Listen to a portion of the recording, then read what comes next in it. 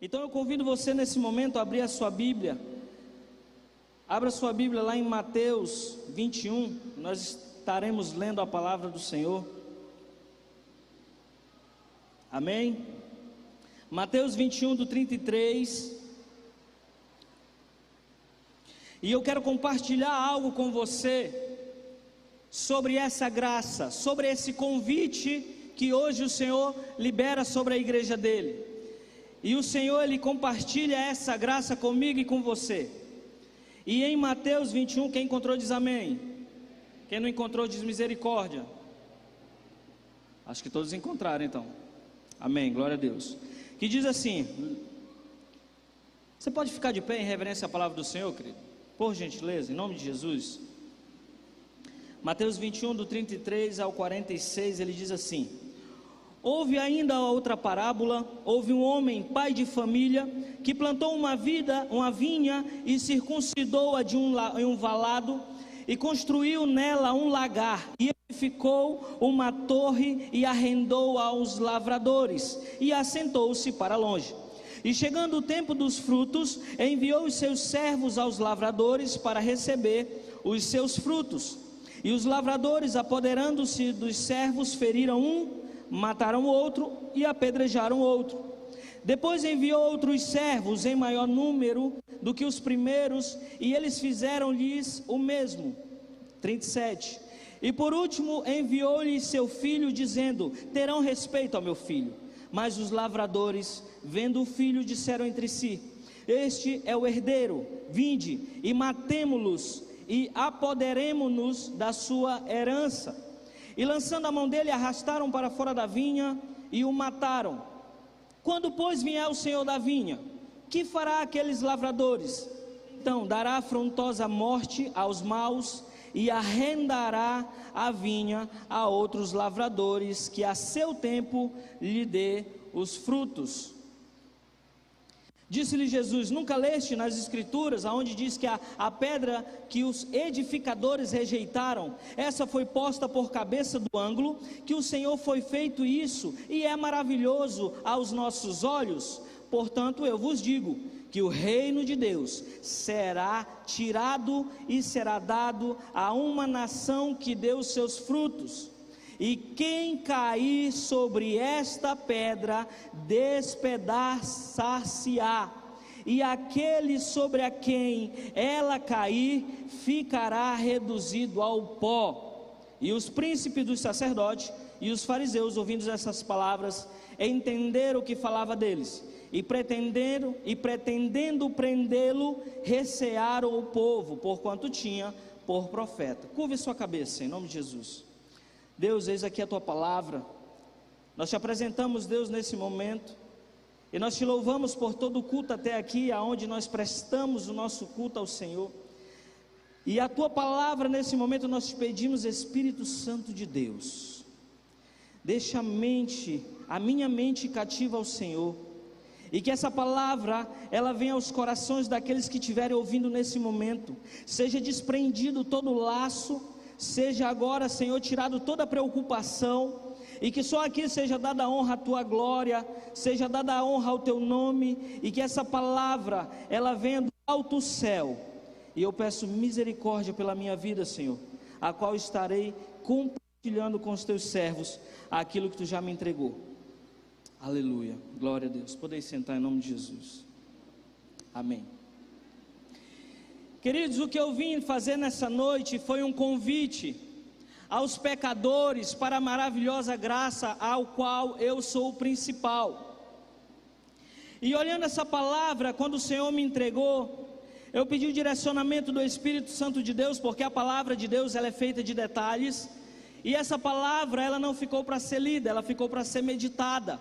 Então quando você se deleita nessa palavra, o Senhor se revela, porque é um livro que quando você lê, na presença do Espírito Santo, desce do céu, algo sobrenatural, que é entregue aos pequeninos, e muitos não entenderão, mas com a presença do Espírito Santo, o Senhor há de ter graça e nos traz a revelação.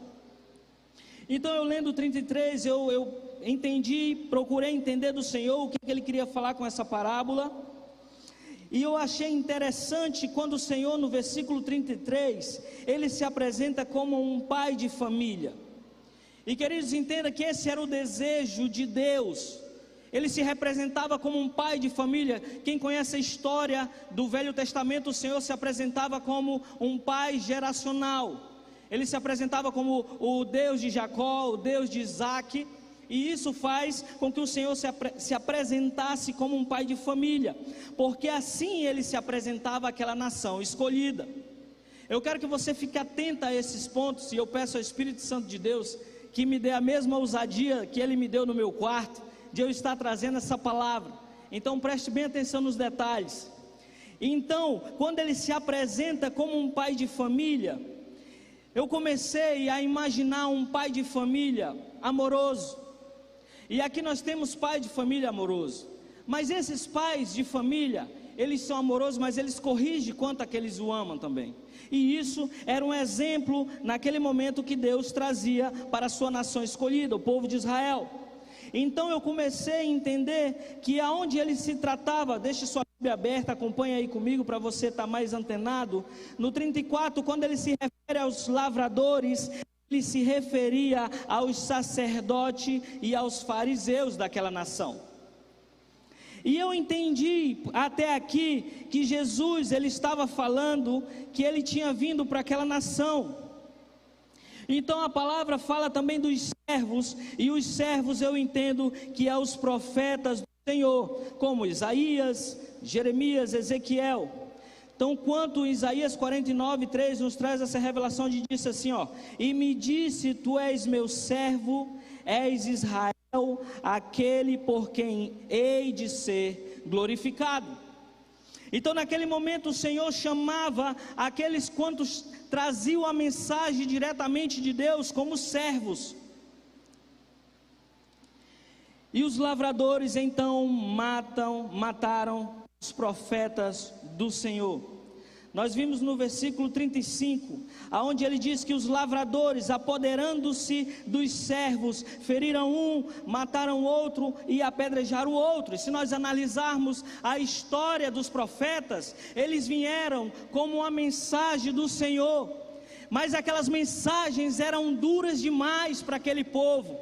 Então era melhor matar aquele povo, matar aqueles profetas. Porque, irmãos, quando alguém fala o que você quer ouvir, é muito bom. Mas quando alguém fala aquilo que você não quer ouvir, é melhor você calar aquela voz. Então é por isso que o Senhor, quando Ele traz essa parábola, Ele fala diretamente à nação escolhida, à nação de Israel. E então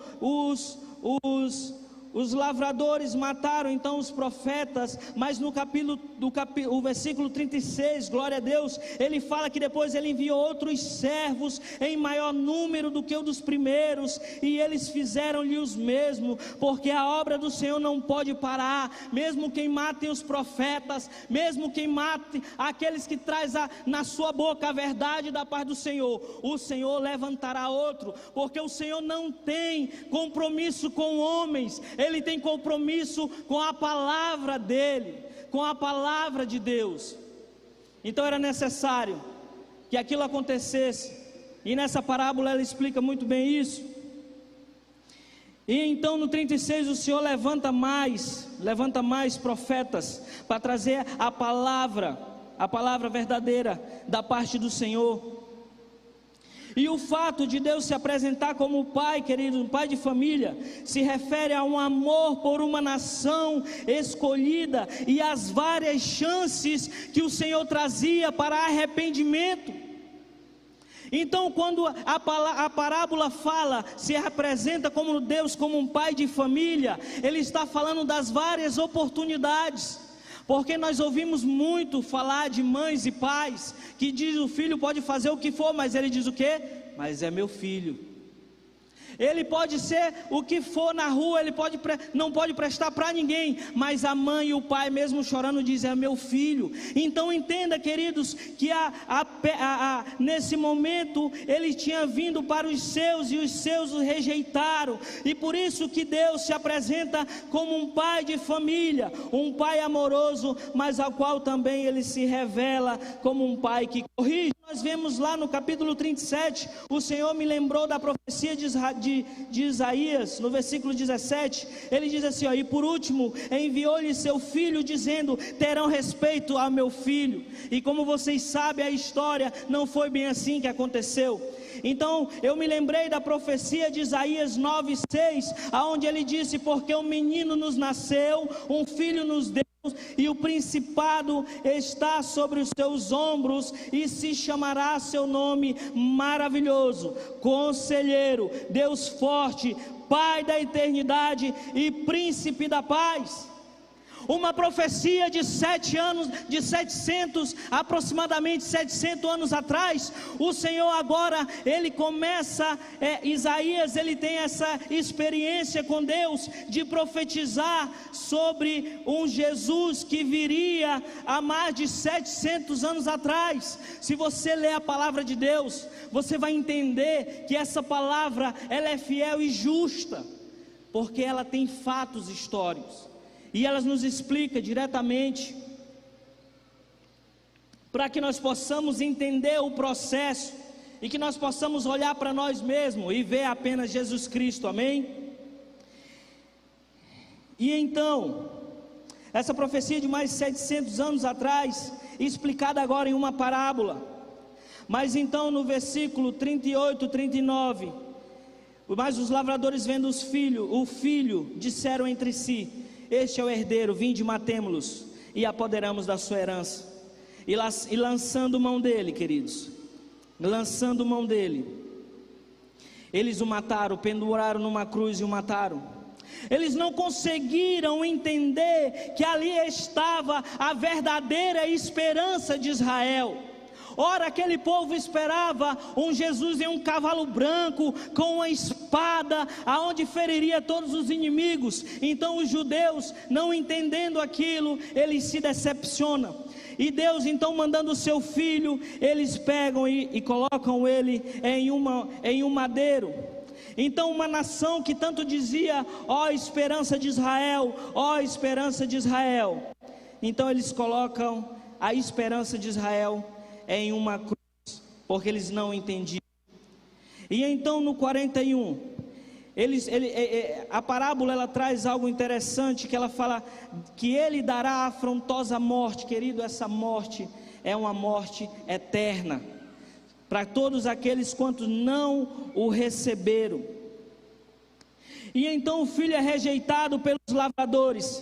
E o que eu acho mais interessante é que Davi declara, entenda isso, Davi declara que os profetas falavam lá em Salmos 118, 22, a pedra que os edificadores rejeitaram tornou-se a cabeça da esquina. Mas o que eu acho mais interessante é que Pedro declara o que ele viu com seus próprios olhos, lá em 1 Pedro 2,4, onde diz o seguinte: e chegando-vos para ele a pedra viva, é provada na verdade pelos homens, mas para com Deus eleita e preciosa, e assim para vós os que credes é preciosa, mas para os rebeldes a pedra que os edificadores reprovaram, essa foi a principal da esquina.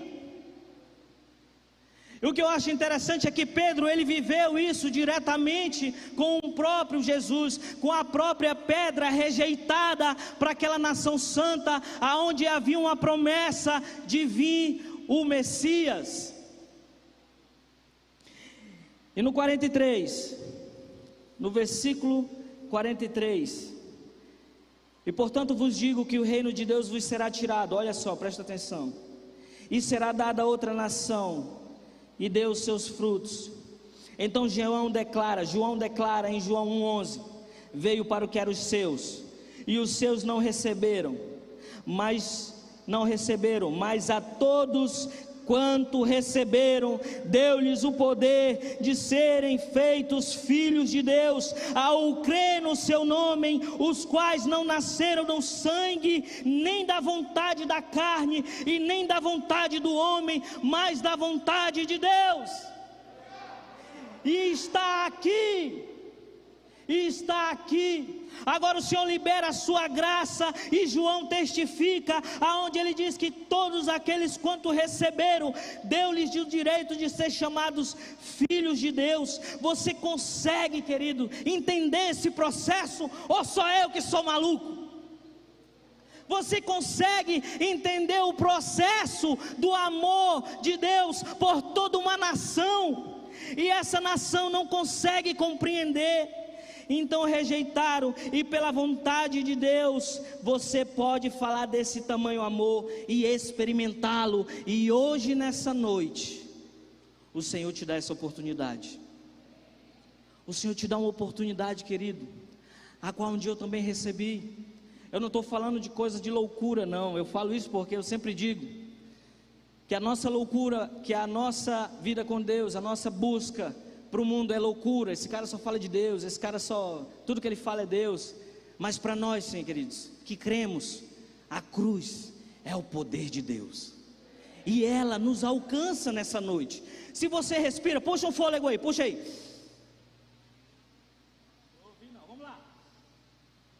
Isso é graça de Deus. Isso é graça de Deus sobre a tua vida. Quantas pessoas não estão aqui hoje para ouvir essa palavra? E o Senhor me trouxe até aqui, o Senhor me tirou do lamaçal do pecado há muitos anos atrás, para te colocar aqui e te falar disso, dessa loucura para o mundo. Mas o poder de Deus para aqueles que conhecem a cruz. Então a graça, ela é liberada todo quanto recebe. E então João declara dizendo, lá em João 3,16, como vocês conhecem: porque Deus amou o mundo de tal maneira, que deu o seu Filho unigênito, agora para que todo mundo, aleluia,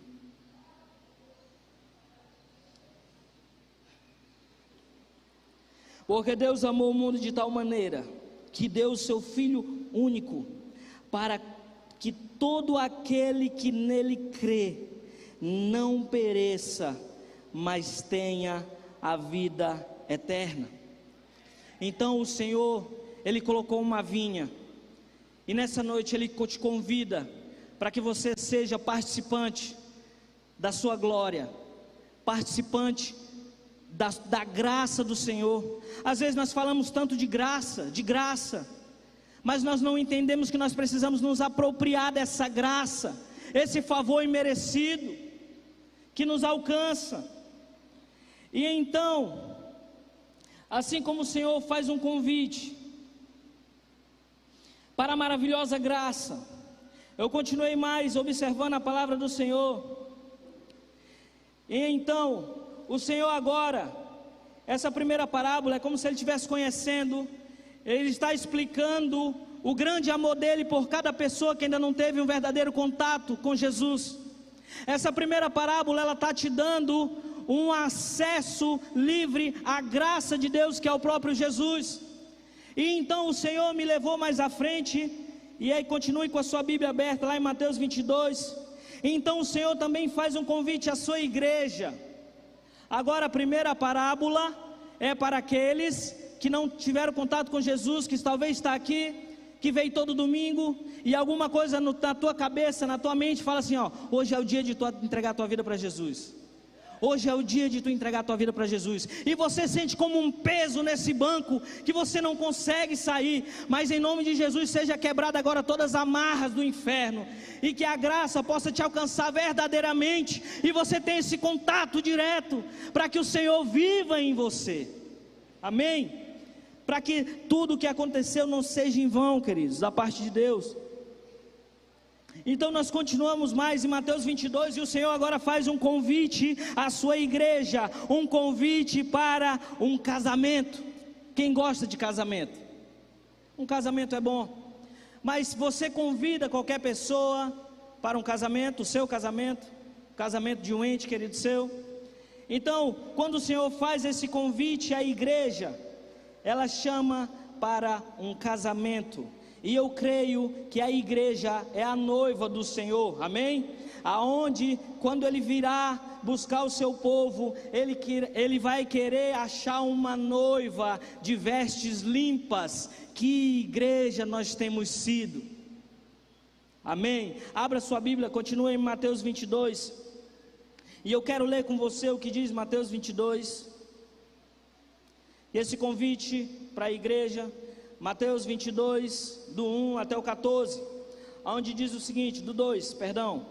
O reino dos céus é semelhante a um certo rei, ó como muda, é semelhante a um certo rei, que celebrou as bodas do seu filho, ou seja, a festa de casamento do seu filho, e enviou os seus servos a chamar os convidados para as bodas, para a festa de casamento. E estes não quiseram vir. Versículo 4. Depois enviou outros servos, dizendo: dizei aos convidados, eis que tenho o meu jantar preparado, os meus bois, meu melhor boi cevado, já morto, e estão já prontos, vinde às bodas. Porém eles não fizeram caso, foram para o seu campo, e outro para o seu negócio. E outros, apoderando-se dos servos, os trajaram e mataram. E o rei, tendo notícia disso, muito se irritou, de tal forma que ele enviou os seus exércitos e destruiu todos aqueles homicidas e incendiou a sua cidade. Então disse aos servos: as bodas, na verdade, estão preparadas, mas os convidados não eram dignos. Então, no 9, ide, pois, à saída dos caminhos, e convidai para as bodas a todos o que encontrardes. E os servos, saindo pelo caminho, ajuntaram todos quanto encontraram, tanto maus como bons, para a festa nupcial. E então ficou cheia de convidados. Versículo 11. E o rei, entrando para ver os convidados, viu ali um homem que não estava trajado com veste nupcial, e disse-lhe: amigo, como entraste aqui não tendo veste nupcial? E ele ficou calado, emudeceu. E no 13 disse então o rei aos servos: amarrai-o de pés e mãos, levai-o e lançai-o nas trevas exteriores, ali haverá pranto e ranger de dentes, porque muitos são chamados, mas poucos os escolhidos. Misericórdia, Senhor. Então, na primeira parábola nós vemos que o Senhor se apresenta como um pai de família, e agora ele se apresenta como o quê? Um rei. Ele se apresenta como um pai de família, e eu imagino essa parábola, Jesus contando. Eu creio que os discípulos estavam ouvindo, eu não sei se de imediato eles entenderam, mas o que eu quero dizer para vocês é que esse convite, ele é um convite aonde ele declara que agora é diferente de um pai de família, ele se apresenta como rei. E se você abrir sua Bíblia lá em Mateus 25, 31, e ele diz: e quando o Filho do Homem vier em sua glória, e todos os santos anjos com ele, então se assentará no trono da sua glória, e todas as nações serão reunidas diante dele, e apartará uns do outro lado, como o pastor aparta os bodes e as ovelhas, e porá as ovelhas do lado direito, e colocará os bodes à sua esquerda. Então dirá o rei aos que estiverem à sua direita: vinde benditos de meu Pai, possui por herança o reino que vos está preparado desde a fundação do mundo. Glória a Deus. Agora o Senhor vem como rei e te convida a reinar com ele, querido. Se você não crê em mim que te falo, crê na palavra de Deus, crê no que essa Bíblia diz, porque se você veio aqui é porque você crê em Deus, você crê em Jesus. Então creia no que o Senhor te diz, igreja, hoje. O Senhor convida a sua igreja para um casamento. E então agora é diferente. No versículo 4, o rei convida e manda os seus servos, a qual eu sou um deles, Acácio, e a qual o pastor Antônio Carlos é um deles. o qual o pastor Jacó é um deles, a qual cada um de vocês que tem compartilhado a mudança de Deus em sua vida é um deles, é um desses servos que agora manda e chamar para que seja convidado para a festa de casamento do filho do rei, que é o próprio Deus. E então naquela ocasião, creio que Jesus estava fazendo menção a todos os discípulos que padeceriam por causa do Evangelho. Então o Senhor naquele momento, aquela parábola, Ele fazia uma menção àqueles discípulos talvez que o ouviam, aonde Ele estava dizendo que vocês vão levar o Evangelho, mas vocês correrão risco de vida. E o Evangelho, querido, assim como hoje, não muito diferente, ele era algo tão magnífico, ele é algo tão fenomenal, que aqueles homens morreram por uma certeza. Aqueles homens pregaram, e a razão de estarmos aqui ouvindo essa palavra é que aqueles homens pagaram com as suas vidas. E nós precisamos entender qual o nosso papel quanto a servo desse rei, que hoje coloca uma mesa aqui perante vocês, e chama para ceiar com ele, que chama para a festa de casamento do seu filho. Oh igreja, aleluia.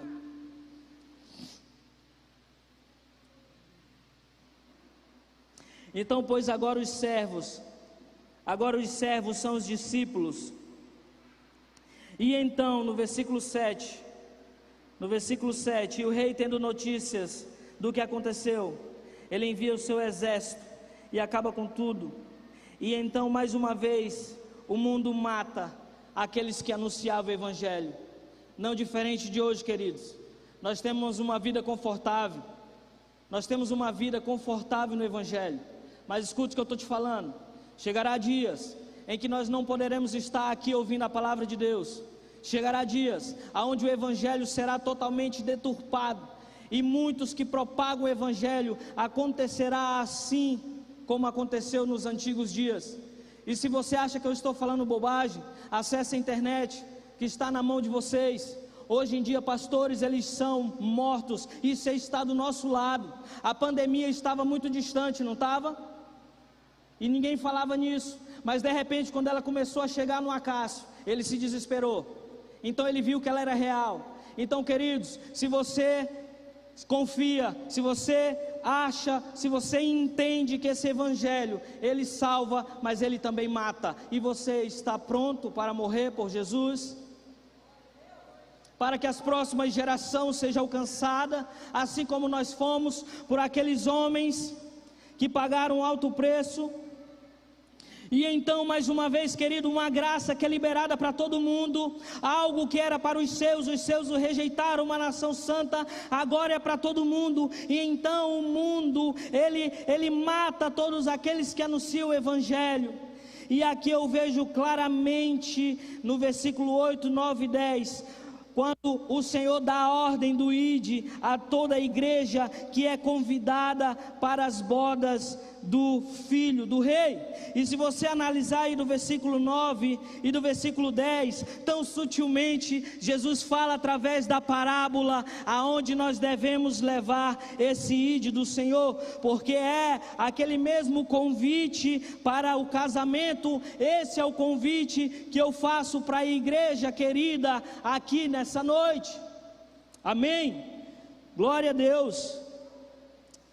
Então os discípulos, no versículo 10, os discípulos saindo, então nós saindo também, a igreja saindo, ela tem uma função de levar o Evangelho, tanto quanto aqueles que querem receber.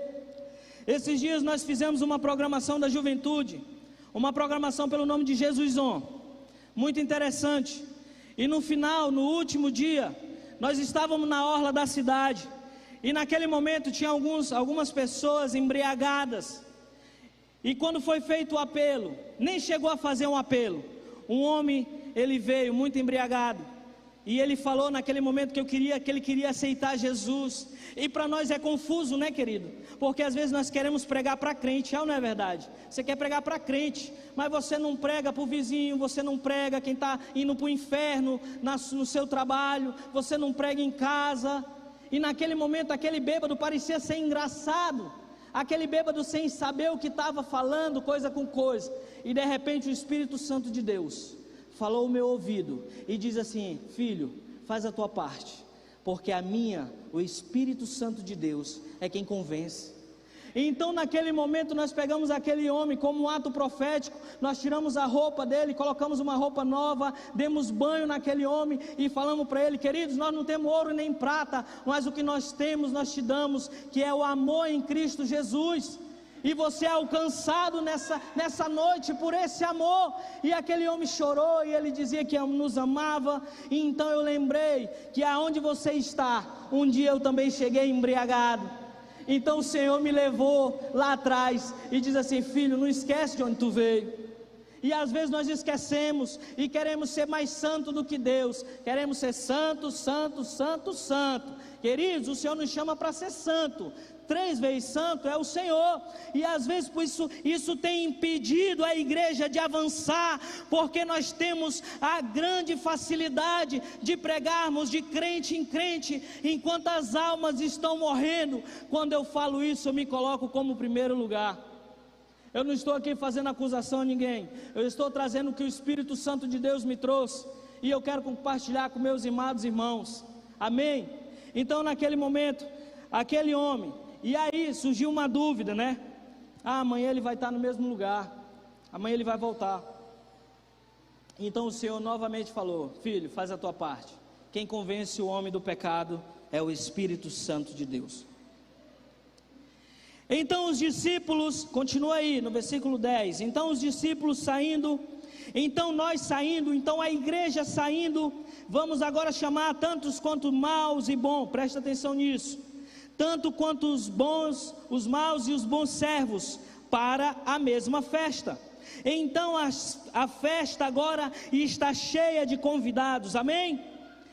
Aí quando, no versículo 10, quando ele fala dessa festa cheia de convidados, o Senhor então ele me levou a uma passagem, aonde se diz lá em Mateus 25:6, e essa passagem me trouxe à mente uma festa cheia de pessoas, servos bons, servos maus. Então o Espírito Santo de Deus me levou até Mateus 25:6, aonde disse: mas à meia-noite ouviu-se um clamor, aí vem o esposo, saiu-lhe ao encontro. Então todas aquelas virgens se levantaram e prepararam as suas lamparinas, e as loucas disseram às prudentes: dai a nós do vosso azeite, porque a nossa lâmpada se apagam. Mas as prudentes responderam dizendo: não seja caso que falte a nós e a vós, então ide antes ao que vendem e comprai para vós. E tendo elas indo comprar, chegou o esposo. Você é convidado para esse casamento. Então chegou o esposo, e as que estavam preparadas entraram com ele para as bodas, e fechou-se a porta. E depois chegaram também as outras virgens loucas, dizendo: Senhor, Senhor, abre-nos a porta. E ele respondeu, disse: em verdade, não vos conheço. Vigiai e orai, ó igreja, porque não sabeis o dia e nem a hora em que o Filho do Homem há de vir. Aleluia, aleluia. Como é que estão as suas lamparinas, queridos? Como é que está o teu azeite? Porque muitos são chamados, mas poucos escolhidos. Existiam 10 virgens, 5 loucas, 5 prudentes. As prudentes, elas sabiam que o noivo viria, e é o convite da igreja para essa noite: o noivo vem aí. E à meia-noite ele vai dizer: o noivo chegou. Assim como aquele profeta que levou ao rei a palavra do Senhor, diz assim: ó, conserta a tua casa, porque morrerás. Imagine uma palavra do Senhor para ti nessa noite. Como é que está a tua vida?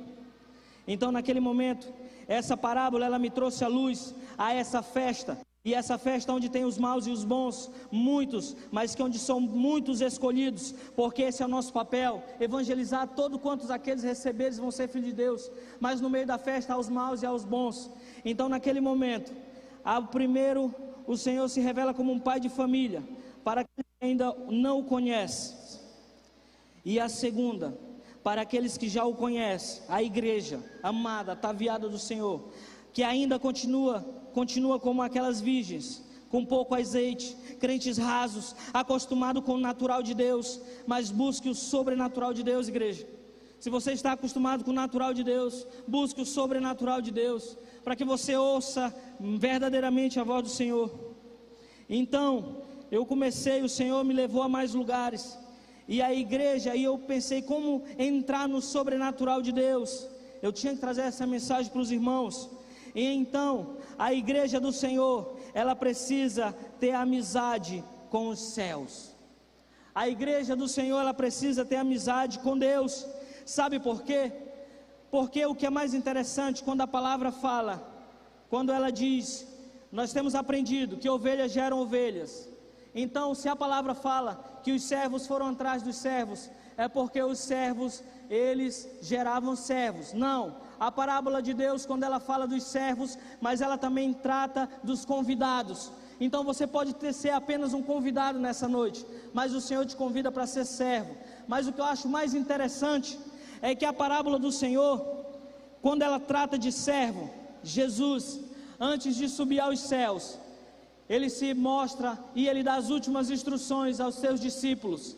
E lá em João 15:15 ele diz: já vos não chamareis de servo, porque o servo nada sabe do que faz o seu senhor, mas tenho-vos chamados de amigos, porque tudo quanto ouvi de meu Pai vos tenho feito conhecer. Igreja, o sobrenatural de Deus é ser amigo de Deus. Deus amou o mundo de tal maneira, mas só que Deus, ele não compartilha das coisas com o mundo. Então, igreja santa e viva na terra do Senhor, seja a noiva, a qual o noivo à meia-noite chegará, e aonde nós estejamos com os nossos azeites, esperando tão quanto esse dia. Talvez você não vai participar da grande volta do Senhor das nuvens, mas o Senhor pode te chamar hoje. A Bíblia diz na palavra dele, onde diz assim: louco, hoje pedirão a tua alma. O que tem tu preparado? E isso é para que nós nos exortamos, igreja do Senhor. Os dias são maus, e que tem ouvido, ouça o que o Espírito diz às igrejas. E este é um convite ao arrependimento, para que todo entre nas bordas do noivo e seja conhecido por ele. Fique de pé em nome de Jesus.